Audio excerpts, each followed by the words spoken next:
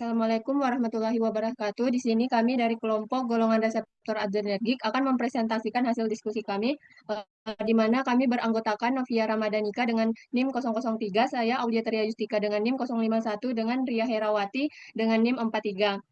Nah, di sini kami membahas perbandingan struktur aktivitas adrenergik dan farmakokinetik dari obat epinefrin dan propranolol dari golongan reseptor adrenergik.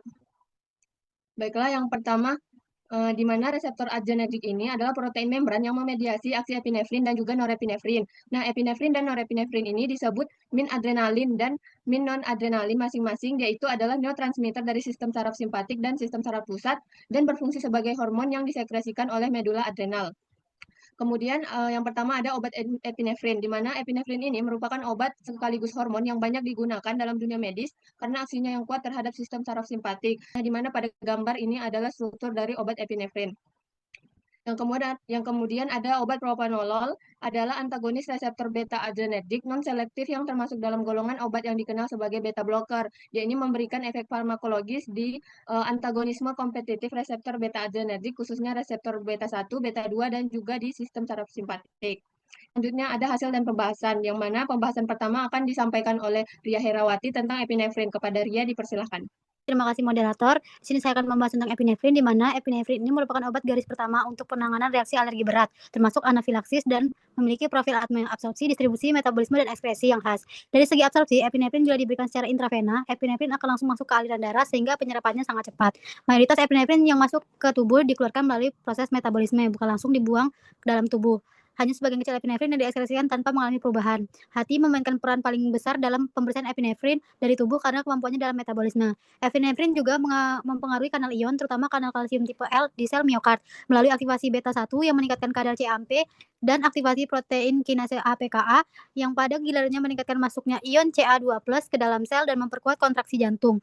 Hubungan antara parametrik farmakokinetik atau PK dan farmakodinamik atau PD menunjukkan bahwa peningkatan konsentrasi epinefrin Cmax umumnya berbanding lurus dengan peningkatan tekanan darah sistolik SBP dan denyut jantung atau HR, khususnya pada rute intranasal. Sekian dari saya kembalikan ke moderator. Baiklah, terima kasih kepada Ria Herawati. Selanjutnya pembahasan yang kedua tentang obat praponolol akan dilanjutkan oleh Novia Ramadanika. Kepada Novia, dipersilakan. Baiklah, terima kasih moderator. Di sini ada obat kedua yaitu propranolol, di mana propranolol ini bersifat sangat lipofilik. Setelah pemberian oral, penyerapan obat terjadi secara lengkap, namun sebagian besar dosis dikeluarkan melalui ekskresi hepatik, dan hanya 25% obat yang mencapai sirkulasi sistemik. Obat ini dimetabolisme secara ekstensif dan sebagian besar metabolit diekskresikan dalam urin. Waktu paruh plasma propranolol ini 3-6 jam, di mana sediaan propranolol ini kerja panjang juga telah dikembangkan dengan waktu paruhnya 8-11 jam. Kemudian untuk dengan kata lain, propranolol adalah obat khas dengan rasio ekstraksi hati yang tinggi. Obat ini terutama dieliminasi melalui metabolisme hati yang dimediasi oleh sitokrom P450 atau CYP 2D6 dan 1A2. Kemudian mekanisme kerjanya sendiri, propranolol ini secara luas pada penyakit kardiovaskular, termasuk penyakit jantung iskemia, aritmia, dan infark miokard telah diketahui selama lebih dari 50 tahun. Obat ini bekerja dengan cara menghambat reseptor beta 1 yang sebagian besar terletak di jaringan jantung. Propranolol mengurangi reseptor chronotropik atau denyut jantung dan inotropik atau kontraktilitas terhadap rangsangan simpatik. Hal ini menyebabkan penurunan denyut jantung dan curah jantung yang dapat bermanfaat dalam kondisi seperti hipertensi, angina pektoris, dan aritmia tertentu. Selain efeknya pada jantung, propranolol juga memblokir reseptor beta 2 yang ditemukan di otot polos, pembuluh darah, dan bronkus. Hal ini menghasilkan vasodilatasi dan merelaksasi otot polos bronkial. Efek vasodilatasinya ini memberikan aksi antihipertensi dengan mengurangi resistensi vaskular perifer sehingga menurunkan tekanan darah. Sementara itu, efek bronkodilatasinya berguna dalam mengelola kondisi seperti asma dan penyakit paru obstruktif kronik atau PPOK dengan kehati-hatian. Sekian dari saya kembalikan kepada moderator.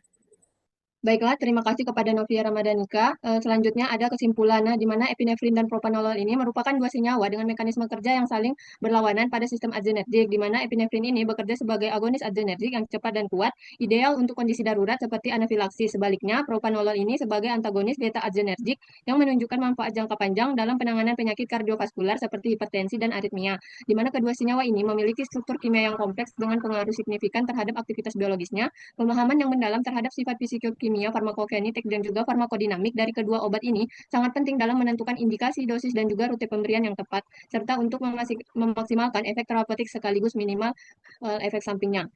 Baiklah, sekian dari presentasi dari kami. Selanjutnya kami akan memasuki sesi tanya jawab. Nah, di mana di sini ada 3 pertanyaan dari teman-teman. Yang pertama ada pertanyaan dari Nabila Saharani dengan NIM 35 yang akan dijawab oleh Ria Herawati. Kepada Ria dipersilakan. Baik, pertanyaan dari Nabila itu adalah bagaimana pengaruh mutasi genetik pada reseptor adrenergik terhadap efektivitas epinefrin atau propanolol. Nah, epinefrin ini kan adalah antagonis non-selektif yang mengaktifasi reseptor adrenergik alfa 1, alfa 2, beta 1, beta 2, dan beta 3. Sedangkan propanolol merupakan antagonis non-selektif beta 1 atau beta 2. Efektivitas kedua obat ini sangat bergantung pada afinitas dan aktivasi mediasi reseptor. Epinefrin memerlukan ikatan kuat dan aktivasi reseptor untuk menghasilkan efek fisiologis, sedangkan propanolol bekerja melalui blokade reseptor beta 1 atau 2. Mutasi genetik pada reseptor misalnya poliformise ARG389GLY pada ADRB1 atau varian GLY16ARG dan GLN27GLU pada ADRB2 dapat mengubah konformasi reseptor, mengganggu sinyal intraseluler, dan menciptakan kondisi loss atau gain of function. Akibatnya, pasien mungkin mengalami respon klinis yang berbeda-beda seperti bronkodilatasi, epinefrin yang berkurang, atau penghapatan denyut jantung dan tekanan darah oleh propanolol yang tidak optimal tergantung tipe mutasi dan reseptor yang terpengaruh. Sekian dari saya kembalikan ke moderator.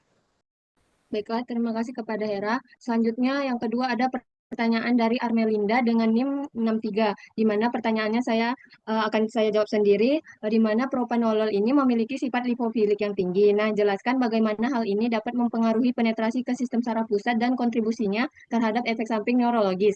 Baiklah, di sini propanolol ini memiliki sifat lipofilik yang tinggi dengan log P itu di atas 3,5 yang memungkinkan dengan mudah menembus sawar darah otak dan mencapai sistem saraf pusat. Nah, karena itu propanolol ini dapat berinteraksi dengan reseptor adrenergik di otak yang mempengaruhi aktivitas neurotransmitter seperti norepinefrin. Selain itu, efeknya ini berkontribusi pada timbulnya efek samping neurologis seperti insomnia, mimpi yang jelas, pusing, kelelahan, dan juga dalam beberapa kasus dapat mengganggu suasana hati. Mekanisme ini berkaitan dengan penurunan aktivitas jalur pensinyalan CAMP PKA di otak yang berperan dalam regulasi tidur dan juga mood. Baiklah, selanjutnya pertanyaan ketiga dari Dahlia Salsabila dengan NIM 69 yang akan dijawab oleh Novia. Kepada Novia dipersilahkan. Baiklah, di sini Dahlia bertanya mengenai di mana pada penjelasan yang udah dijelasin tadi, bahwa perubahan pada bagian tertentu dari struktur epinefrin bisa mempengaruhi cara kerjanya di reseptor. Nah, kalau kita mau bikin versi epinefrinnya yang kerjanya itu lebih fokus ke paru-paru atau reseptor B2, misalnya obat pada asma, bagian mana dari struktur molekulnya yang perlu diubah supaya lebih cocok. Nah, menurut saya untuk membuat epinefrin lebih selektif terhadap reseptor B2 di paru-paru seperti yang dibutuhkan pada terapi asma, modifikasi struktur kimia yang paling relevan adalah pada bagian gugus amina di rantai samping molekul. Berdasarkan isi file, penambahan gugus alkil besar seperti tarbutil pada gugus amina dapat meningkatkan lipofisilitas dan selektivitas terhadap reseptor B2. Sementara dua gugus hidroksil orto pada cincin aromatik sebaiknya dipertahankan untuk menjaga ikatan hidrogen yang penting dengan reseptor. Substituen besar pada gugus amina meningkatkan afinitas terhadap B2 dibandingkan B1. Selain itu, mengganti posisi atau jenis gugus hidroksil juga dapat mengurangi metabolisme oleh enzim COMT sehingga memperpanjang durasi kerja obat. Modifikasi ini telah digunakan dalam pengembangan B2 agonis seperti salbutamol dan salmeterol yang lebih efektif dan tahan lama dibandingkan epinefrin dalam terapi penyakit paru. Baiklah, sekian saya kembalikan ke moderator. Baiklah, terima kasih Novia.